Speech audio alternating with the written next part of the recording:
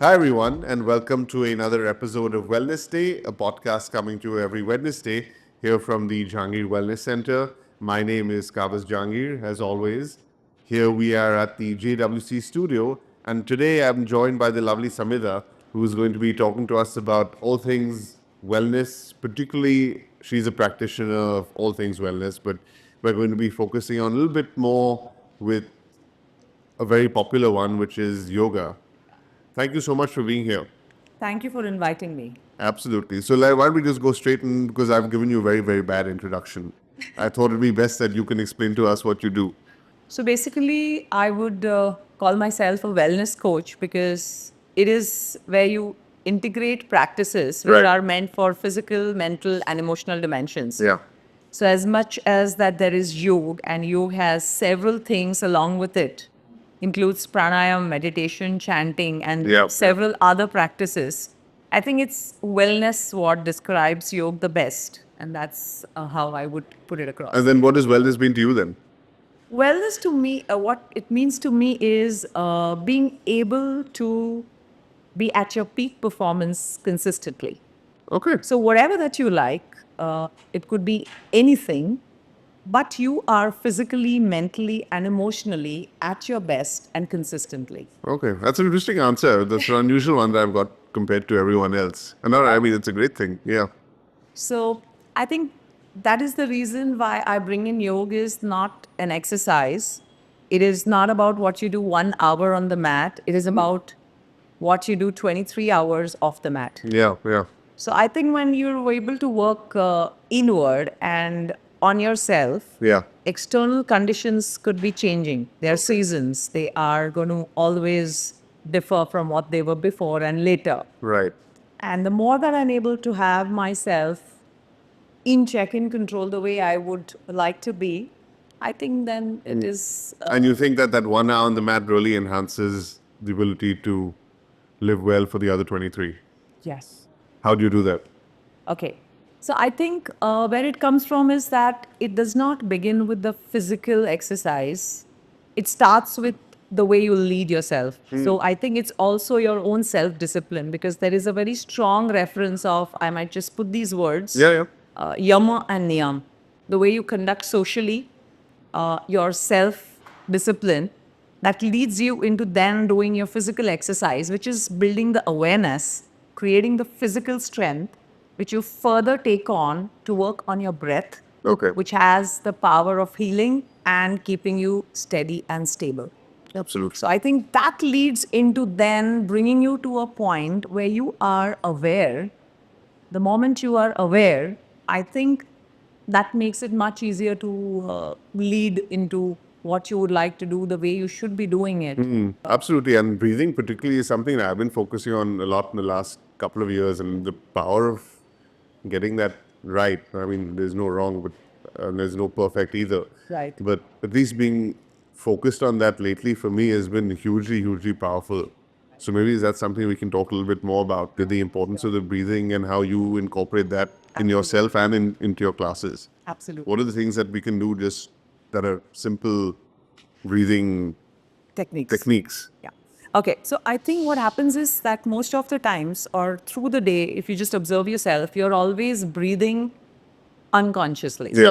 it's basically involuntary. You're not focusing on the breath. Exactly. What we do on the mat is we start to align the breath with the body. And again, it's not to tell you that you have to keep reminding yourself once you're off the mat, but it is your muscle memory. So you do it for an hour, and that becomes a part of you that whenever you're away, you're still making sure you breathe voluntarily. And volunteered breath means that you are able to bring in the inhale and send the exhale with your awareness. It keeps you in the present. Mindfulness. Absolutely. It's the key and the pathway to being mindful.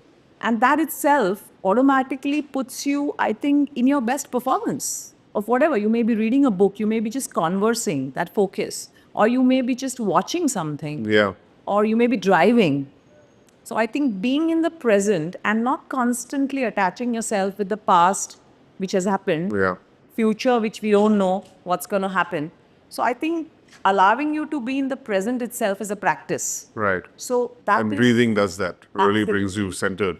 absolutely. So in the class, we make sure that we first have the good breathing techniques as a part.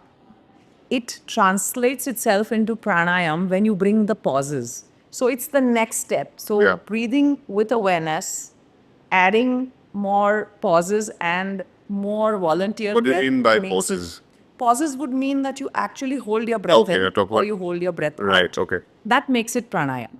So then it becomes more intense in the way it heals. Okay. So whether it is for your fluctuating mind Yeah. or it is just to still you down or to just put you in a state where you are able to just disconnect and distance yourself for a while, I think breathing makes that possible. Yeah. And where have you seen that? I mean, I'm sure you've got vast experience and time with a lot of people and a lot of classes. Where have you seen the most impactful examples or experiences where just breathing has had such an impact? I think if you look at any of the sports people, Okay. I think most of them, I mean, not that I would have worked with all of them, Right. but if you see that they definitely practice breathing because breathing has a very direct impact on the way you feel. Absolutely. And your state of mind is your quality of life. Yeah. So for a sportsman, if you see, they have very short response time. So for them to remain in the present constantly when they are playing a game Yeah. is non-negotiable. I think for maybe some of the activities, it's still possible to step out and take a break and go back and Yeah. focus. So if you read about any of the sports people, I think that's one great example. It can also be with students when they're studying. They need to probably put in a lot of hours where they are able to be productive and be able to memorize and be able to kind of go through the whole grind which they are needed to during or a little before the exams. Basically, I suppose any high stress situation of Absolutely. thing that needs calming. Continuous focus also. Yeah. Yeah, true. No, but coming back to that, I just wanted to get from you your experience in what you've seen as a real impact of how breathing has changed the impact of someone, perhaps from the start of a class to the end of the classes. Any particular experiences that you can recall where you've seen that happen in front of your eyes? Because otherwise, this is something that I'm sure everyone realizes the importance of it, Correct. and everyone knows it. But until they see it, True. it really leaves an impact. I think somebody walking into a class due to whatever has happened before the session and unknowingly has shoulders probably stiffened, the body automatically tightens when there is something external that has happened or even internally in the mind. Right. And in the session, when they are just made to first be aware of their breath, get it to the normal rhythm, that in itself loosens them up. So I think the moment they are able to loosen up the body with the correct and the mindful breathing, starts to change the way they behave from the start of the class to the middle of the class, that the more open body they have, they breathe better. They breathe better, they feel better. Yeah. And that feeds into from the beginning to the end. And by the end of the class, even if in the start they did not feel that they're going to really feel nice at Yeah. the end, if I told them, they would have never believed. Right. But at the end of the class, after Shavasana especially, What is that? Shavasana is when you just lie down for a few minutes, when you're just cut off from Oh, yeah. Right. every distraction. Yeah. And so you can focus on your breath.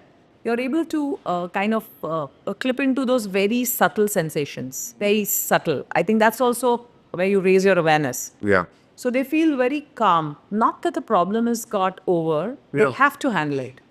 It's just that they are able to now handle it with that presence, with that calmness, and they know that they will have to work around it, but they feel more ready for it. Right. So these are some More grounded. Yeah, so they are ready now. Okay, that's like a preparation Yeah. pause, and then they are ready to take on the day. Okay. Yeah. Well, we've talked about 1 hour on the mat, 23 hours off the mat. Yeah. Now, what if there are people who don't have 1 hour on the mat? What are the kind of practical, quick exercises? I don't want to say quick fix or quick hacks because there's, no such thing, or they can be. But what are the tips that you can give for someone who doesn't have maybe 1 hour in the day? What are the kind of things or advice you would give to incorporate yoga into their lives? This is a nice point.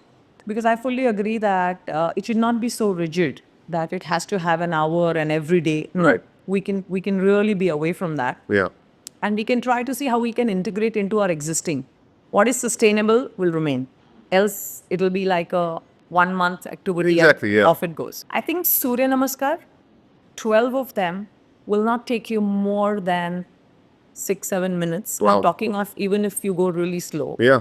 So 12 Surya Namaskars. It is a wholesome meal for your body. Yeah. That's a nice Add way it- of putting it. Yeah. So you can add it to any other form of activity.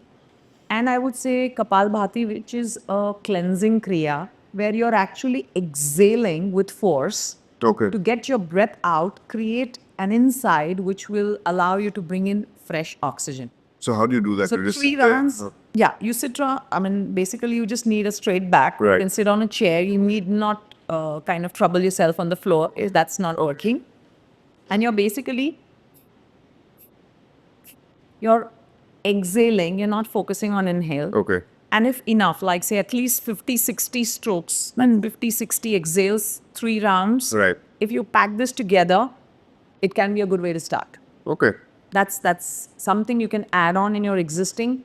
You can do it at home, and you can set your day out. 6 and or 7 Kapalbhati is a good metabolism Okay. regulator. So just 6 to 7 minutes and you can set your day right. Absolutely, absolutely, you can Yeah. do it. Or 5 minutes of absolute just mindful breathing at the end of the day. You can do both. Everyone has 11 minutes in their day Absolutely, for themselves. Right. yeah. What are things that you do? Okay, so I indeed have my self practice. Which includes few of the more balancing and a little bit more intense poses, Okay. which I may or may not be able to practice with my Class, affinity yeah. in the class. So that I do typically very early in the morning because then I've not eaten anything. So my Shirsasan, my Sarvangasan, Chakrasan, Right. these are the little, what you can say, small. It's not a long practice early in the morning because I start my first batch. It's It's like probably more 30. intense, so, yeah. yeah. So they are also a few minutes of self-practice before I begin my session. Then during the session, I'm still working out, but then I carve myself a little bit of a time in the evening, which could again be a string of Surya Namaskars that I like to do. And I like actually pranayam, and in pranayam, I also like to do bandhas. Okay. So that I typically either do again early in the morning, or I sometimes do it in the evening. So I have to a little bit curate it as per my schedule. I run on the hill. Okay, wow. So I do that on That's the good, weekend. actually. That's my next question is that how do you incorporate, or what is your advice on incorporating movement as a whole in someone's overall well-being? I mean, do that. we only don't want to focus on just one thing like yoga or running, or what would be your advice to incorporate movement as a whole? Yeah, so I do my run. Okay. And that's a must for me. Yeah. Because I have to also test that if I have been able to use what I do on the mat on myself to be able to confidently tell people. Have you seen that effect on yourself? Yes, absolutely. Absolutely. So when I run on the hill, I realize that I don't run out of breath. I am able to push myself even on a hard day. Okay. So which sometimes I feel that it's because I do what I do is also, I mean, it feeds into It's each all a other. spill-on effect. Well-being is everything. Absolutely. And even within yoga, just to add, there are various types of yoga. So I love to do power yoga. Power yoga is which athletically challenges me, the speed, the strength that I need. Then I also love yin, which is slowing down and which is like holding and not feeling the temptation of releasing, even if Right. I want to release. So I like to take all the experiences around. Yeah. Yeah. I mean, I know that a lot of these are very popular. Yeah. Like, and they have names for everything. What do you say? Power yoga. Branches are Ashtanga and Hatha. Okay. Everything else has come later. Everyone has a version of something. Yes, so that's a later part. And I think in yoga, another way of starting to meditate, a good idea could be chanting. We get Okay. less distracted because you're seeing. Yeah, yeah. The basic Music. Om. Yeah. Right. Yeah. So you're saying it, so it's less likely, because if you just sit still, maybe there's a possibility that a lot of thoughts will Yeah, I come. was going to say, I've every time I try that, that definitely happens. So maybe chanting is probably the answer for me. Yeah, chanting it will be like 5 minutes. You put your time in, you chant, Absolutely. and it's also breathing. Yeah, yeah. Because you exhale when you chant. Right. That's how the cycle is. So it works very And well. there's certain benefits to that frequency as well. Yes, indeed, indeed. Yeah. That brings in. Lovely. It's fascinating getting all this insight from you, Samida. What are the biggest takeaways that you'd like to leave us with, particularly for yoga? And then we Okay. can get into the wider Sure. aspect of your wellness aspect. Yeah. So I would say that let it not be a first sight love. One should allow himself or herself to practice it enough to start seeing the benefits. So give yourself at least 3, 4, 5 months to say that you know what it brings to you. Yeah, you should see the Unless benefit. otherwise, just rejecting it in the very first month, then it's an experience that before getting it, you are out of it.